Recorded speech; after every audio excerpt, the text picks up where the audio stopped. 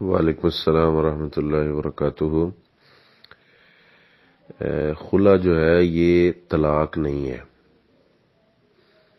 یہ نکاح جو ہے فسخ ہو جاتا ہے، کینسل ہو جاتا ہے، ٹھیک ہے۔ اور میاں بیوی جب خاوند بیوی کو طلاق دے دے، 3 طلاقیں ہو جائیں تو اس کے بعد ان کا آپس میں نکاح نہیں ہو سکتا، قرآن نے اس کو حرام کر دی ہے۔ جو خلا ہے، عورت خلا لیتی ہے، اس کے بعد اگر وہ آپس میں ملنا چاہتے ہیں تو کوئی حرج نہیں ہے، وہ اپنا نکاح دوبارہ کر کے دوبارہ زندگی گزار سکتے ہیں، کیونکہ طلاق تو ہوئی نہیں ہے۔ طلاق خامند دیتا ہے، خلا عورت لیتی ہے۔ خامند جب طلاق دے دے، ایک دے عدت گزر جائے، پھر دوسری دے عدت گزر جائے، پھر تیسری دے عدت گزر جائے تو اس کے بعد وہ آپس میں نہیں رہ سکتے۔